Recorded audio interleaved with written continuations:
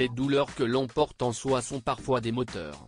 Un sujet sur lequel Pascal Arbillot s'est longuement confié dans les colonnes de la Tribune dimanche ce 3 mars 2024.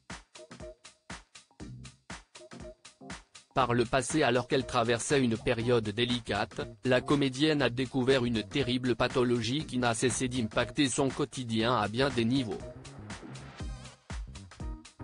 S'épanouissant au théâtre ou au cinéma, Pascal Arbillot se distingue brillamment par son polyvalence.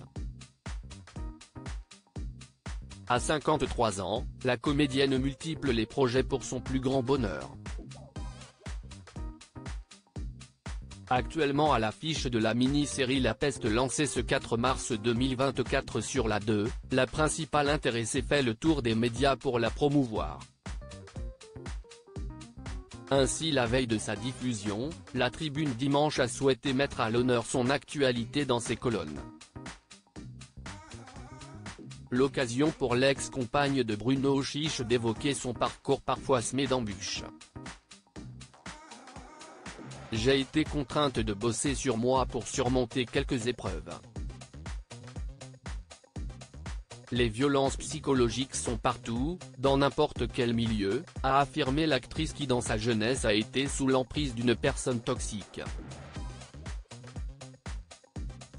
Quand on est adolescente, on ne fait pas la différence entre l'amour et le narcissique. Dorénavant, Pascal Arbillot détecte de très loin les pervers narcissiques. Ceux qui te détruisent de manière insidieuse, qui parasitent ta vie jusqu'à ce que tu développes une maladie qui te met en danger de mort, a précisé cette dernière. Cette pathologie que Pascal Arbillot pointe s'appelle l'endométriose. À l'échelle mondiale, comme l'a rapporté l'Organisation mondiale de la santé, elle touche près de 10% des femmes et des filles en âge de procréer, soit 190 millions de personnes. Si est-il lors d'une hospitalisation que le diagnostic est tombé. J'ai 18 ans quand on m'annonce que je ne pourrai pas avoir d'enfant, a expliqué la star.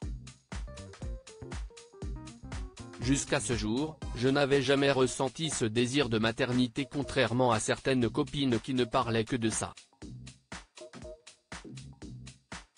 Jusque-là, pouponner n'avait jamais été une source d'angoisse pour elle. J'ai commencé à porter en moi cette culpabilité, cette crainte d'être quittée par les hommes, parce que j'étais dans l'incapacité de concrétiser leur désir de devenir père, a reconnu Pascal Arbillot qui a toutefois pu connaître pour la première fois les joies de la maternité en 2005. Et puis un miracle, mon fils, Jules note de la rédaction, est arrivé.